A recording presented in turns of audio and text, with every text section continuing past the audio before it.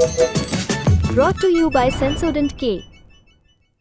अभी लेके आए सेंसोडेंट के। टूथ का करंट गॉन तो लाइफ का करंट ऑन।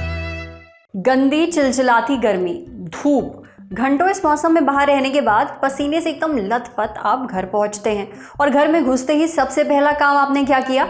एसी या फिर कूलर चालू किया और पसीने सुखाने के लिए उसके सामने खड़े हो गए। फिर फ्रिज खोला और ठंडा ठंडा पानी गटक लिया। वाह, बड़ा सुकून मिला। पर अगले ही दिन आपका गला ख़राब हो गया, तबीयत नासाज हो गई, बुखार आ गया। हर साल गर्मी में कम से कम एक बार तो ऐसा होता ही है। मम्मी लाख कहें, अरे अभी गर्मी से आए हो, ठंडा पानी ना पियो, ठंडा गर्म होगा तो बीमार पड़ जाओगे। पर आप नहीं सुनते। पर मम्मी की बात एकदम ठीक है, ये आदत वाकई आपको बीमार करती है और ये बहुत ही आम समस्या है। इसलिए आज के एपिसोड में डॉक्टर से जानेंगे कि गर्मियों में ये ठंडा गर्म आपको बीमार क्यों कर देता है। एसी से निकलकर तुरंत गर्मी में जाने से या फिर तेज़ गर्मी से डायरेक्ट एसी में आने से क्या नुकसान होते हैं। ऑफिस जाने वाले इस पर ख़ास ध्यान दें। डॉक्टर बताएंगे कि तेज़ गर्मी से आते ही ठंडा पानी या फिर कोई भी ठंडी चीज़ पीने से क्या नुकसान होते हैं। साथ ही जानेंगे खुद को बचाने के तरीके। तो सुनिए। गर्मियां बढ़ती जा रही हैं, हम बाहर निकलते हैं तो हमें प्यास लग जाती है, तो फटाफट हम ठंडा पी लेते हैं। ठंडा तो पी लेते हैं, उससे हमारी प्यास तो बुझ जाती है, बट हमें क्या मिल जाता है? हमें कुछ गले में खिचखिच शुरू हो जाती है, गला दर्द शुरू हो जाता है, नज़ला जुकाम शुरू हो जाता है। जल्दी हम कहते हैं हमें गर्म सर्द लग गया। कभी कभी हम बाहर एकदम गर्मी से आते हैं, एसी ऑन कर लेते हैं, फिर हम देखते हैं कि रात में थोड़ा सुरसुरी सी होने लग जाती है, गला में खिचखिच होनी शुरू हो जाती है। तो ये सारे सिम्टम्स जनरली गर्म सर्द को कहते हैं कि हम गर्म सर्द हो गए। हमें जनरली गले में दिक्कत होनी शुरू हो जाती है, नज़ला जुकाम हो जाता है, नाक बंद हो जाता है। जिन लोगों को थोड़ा सा दमे की दिक्कत होती है उनको सांस फूलने में दिक्कत हो जाती है, आंखों में जलन शुरू हो जाती है, कानों में झंझनाहट सी शुरू हो जाती है। ये सारे सिम्टम्स गर्म सर्द में देखे जाते हैं। क्यों होता है? कभी हमने ठंडा पानी पी लिया गर्मी से आके, या कभी हमने सीधा एसी में बैठ गए, चिल कर दिया काफ़ी। तो इन चीज़ों को हम देखते हैं कि पेशेंट्स ज़्यादातर ये दिक्कतें हो जाती हैं। हमारे जो सर्दियों में जो ब्लड वेसल्स होते हैं, ब्लड वेसल्स में वो गर्मी को रिटेन कर लेते हैं, और जब गर्मियाँ होती हैं तो हीट को छोड़ते हैं। तो इस वजह से हमारे शरीर को भी थोड़ा समय लगता है एक जगह में अपने आप को ढालने में। तभी एकदम जो टेम्परेचर चेंज होता है उस वजह से ही हम देखते हैं कि मरीज ज़्यादातर परेशान होते हैं। अगर ज़्यादा दिक्कत हो रही है तो अपने एंटी एलर्जिक्स ले सकते हैं हम, क्योंकि ये जनरली वायरल होते हैं। Antero virus, rhino virus generally गर्मियों में ज़्यादातर लोगों को परेशान करते हैं। तो एंटी एलर्जिक लेके अपना थोड़ा सा सिम्टम्स को, जो आपके लक्षण हो रहे हैं, उन चीज़ों को सामान्य कर सकते हैं। दूसरी चीज़, आप एकदम जब गर्मी से आते हैं तो एकदम एसी मत चलाइए, पहले पंखा चला लीजिए, फिर आप अपने एसी को थोड़ा सा 24 से 26 डिग्री तक रखिए कि एकदम ठंडा ज़्यादा ना हो कि आपको गर्म सर्द होने का चांस रहे। तीसरी चीज़, जो लोग आपको दवाई लेते हैं, सांस की दवाइयाँ जिनको चल रही हैं, उनको लग रहा है अगर ये चीज़ें हो रही हैं तो आप अपनी नियमित रूप से अपनी दवाइयाँ लीजिए। चौथी चीज़, जिन लोगों को सांस में दिक्कत रहती है, या हार्ट की दिक्कत रहती है, या शुगर की दिक्कत रहती है, वो नियमित रूप से अपने फ्लू के वैक्सीन लगवाते रहें। जो वायरल इन्फेक्शन से बचे रहेंगे तो ये चीज़ें थोड़ी सी कम होंगी। पांचवी चीज़ ये होता है कि जब भी बाहर से आए अपने हाथ जरूर धोए, अपना जब भी बाहर से खाएं कुछ अपना सैनिटाइजर का इस्तेमाल जरूर करें, और भीड़ भाड़ वाले इलाकों में जाएं तो अपना मास्क का इस्तेमाल कर सकते हैं। इस तरह हम अपनी आप को स्वस्थ रख सकते हैं, गर्म सर्द से बचा सकते हैं और इन गर्मियों का आनंद ले सकते हैं। ध्यान रखें कि जब भी आप गर्मी से आएँ तुरंत एसी ना चलाएं, कूलर के सामने ना बैठें और फ्रिज का ठंडा पानी भी तुरंत ना पिएं। थोड़ा रुक जाएं, शरीर के तापमान को थोड़ा नॉर्मल होने दीजिए, फिर थोड़ी देर बाद ही कूलर या फिर एसी ऑन करिए। यही चीज़ आपको पानी के साथ भी करनी है। तेज़ धूप से आए हैं और बहुत तेज़ प्यास लग रही है तो पहले सादा पानी पीजिए। इससे आपको सर्द गर्म से जुड़ी दिक्कत नहीं होगी, जुकाम बुखार भी नहीं होगा और आपकी तबीयत सही रहेगी। अब बढ़ते हैं सेहत के अगले सेगमेंट की तरफ, तन की बात। ये 5 लक्षण बताते हैं कि आपके शरीर में कॉर्टिसोल यानी कि स्ट्रेस हार्मोन बढ़ गया है।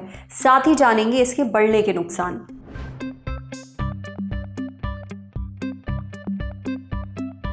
ऑफिस में किसी बात पर बॉस ने डांट दिया, आप स्ट्रेस में आ गए। घर पर पार्टनर से झगड़ा हुआ, आप स्ट्रेस में आ गए। बच्चों के एग्ज़ाम्स आने वाले हैं और उनसे ज़्यादा आप स्ट्रेस में हैं।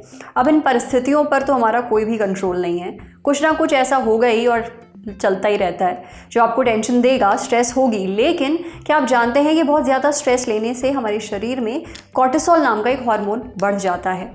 इसका बढ़ना यानी खतरे की घंटी। कॉर्टिसोल हार्मोन को स्ट्रेस हार्मोन भी कहते हैं और ये हमारी किडनी के ऊपरी हिस्से में मौजूद जो अड्रेनल ग्रंथि होती है उसमें बनता है। जब हम बहुत ज़्यादा तनाव में होते हैं तो ये हार्मोन खून के ज़रिए हमारे शरीर में रिलीज़ हो जाता है और ये शरीर को किसी आने वाले ख़तरे के लिए तैयार करता है ताकि आप हाई अलर्ट पे रहें। जो आपका शरीर है वो एकदम अलर्ट पर हो। पर अगर कॉर्टिसोल हार्मोन की मात्रा लगातार हाई रहती है तो ये काफ़ी नुकसानदेह है। किस तरह का नुकसान होता है और किन लक्षणों से पता चलता है कि आपके शरीर में कॉर्टिसोल हार्मोन की मात्रा हाई है, ये हमें बताया डॉक्टर प्रकाश ने। डॉक्टर प्रकाश बताते हैं कि जब भी कॉर्टिसोल हार्मोन बढ़ता है तो तनाव भी बढ़ा देता है, मूड स्विंग्स होने लगते हैं, चिड़चिड़ापन बढ़ने लगता है, बार बार गुस्सा आता है। एक और बात, इसके लगातार बढ़े रहने से आपको ऑस्टियोपोरोसिस हो सकता है। ऑस्टियोपोरोसिस यानी कि हड्डियों का कमज़ोर और नाजुक हो जाना। कुशिंग सिंड्रोम की परेशानी भी हो सकती है। इससे हमारे चेहरे, पेट और छाती पर तेज़ी से फैट बढ़ने लगता है, स्किन कमज़ोर हो जाती है, मुहासे होने लगते हैं, घाव भी भरने में बहुत समय लगता है। अब ये तो हो गई कॉर्टिसोल हार्मोन के बढ़ने से जो नुकसान होते हैं उसकी बात। पर आपको पता कैसे चलेगा कि कॉर्टिसोल का लेवल आपके शरीर में बढ़ गया है? देखिए, डॉक्टर प्रकाश बताते हैं कि 5 लक्षण हैं।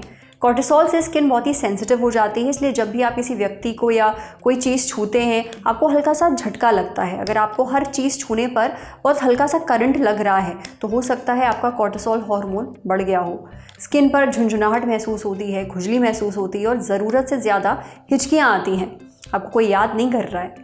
इसके अलावा आपकी नींद की क्वालिटी ख़राब हो जाती है, परेशान करने वाले आपको बुरे सपने आते हैं, बहुत ज़्यादा नींद टूटती है। साथ ही आपके पेशाब करने के पैटर्न को भी डिस्टर्ब करता है। आपको बिना कुछ खाए पिए भी बार बार पेशाब के लिए जाना पड़ सकता है।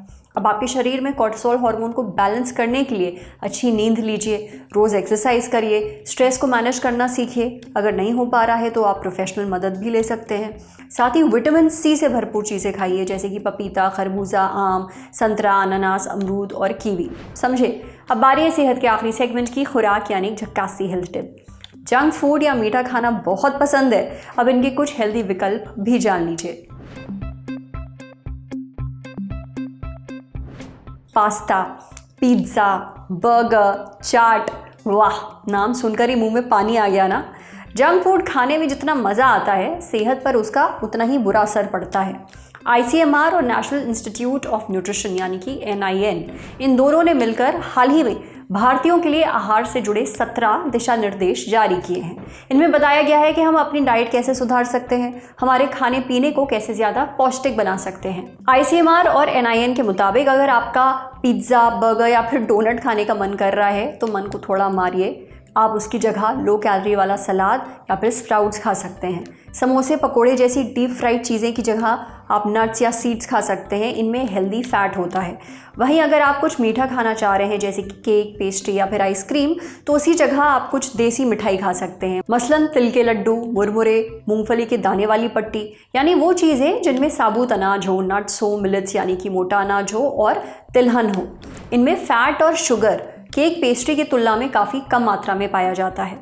खाने की इन चीज़ों के बाद अब बारी है ड्रिंक्स की। अगर आप कोई फ्रूट जूस पीना चाहते हैं, मौसम्बी का या अनार का या किसी और फल का, तो उससे बेहतर है कि आप पूरा फल ही खा लीजिए। जूस से ज़्यादा पोषक तत्व फल में होते हैं, लिहाजा फल का जूस बनाने के बजाय उसे खाना ज़्यादा बेहतर है। आप पैक्ड एनर्जी ड्रिंक के बजाय नारियल पानी पीजिए, नींबू पानी और छाछ को अपनी डाइट में शामिल करिए, फ़ायदा ज़रूर मिलेगा। आप चाहें तो नींबू पानी में चिया सीड्स को भिगोकर भी पी सकते हैं। इन ड्रिंक्स पे कोई भी एक्स्ट्रा शुगर नहीं होती है और कोई मिलावट नहीं होती, इसलिए ये हेल्दी होते हैं। वहीं अगर आप जैम के बहुत ज़्यादा शौकीन हैं, मेयोनीज़ खाते हैं, सॉस, केचप का आप इस्तेमाल करना बहुत पसंद करते हैं, तो इनकी जगह घर पर ही बनी चटनी या फिर कोई डिप लीजिए। अपने खाने में किए गए ये छोटे छोटे बदलाव आपको बहुत फ़ायदा पहुंचाएंगे। आप हेल्दी रहेंगे, बीमारियों से लड़ने की आपकी जो क्षमता है वो बढ़ेगी, साथ ही आपका वज़न और दूसरी बीमारियां भी कंट्रोल में रहेंगी। आज सेहत पर इतना ही। अगर आप एक डॉक्टर हैं, हमसे कुछ शेयर करना चाहते हैं, तो जो email ID इस वक्त आपको अपनी स्क्रीन पर दिख रही है उस पर हमें एक मेल भेज दीजिए। शुक्रिया।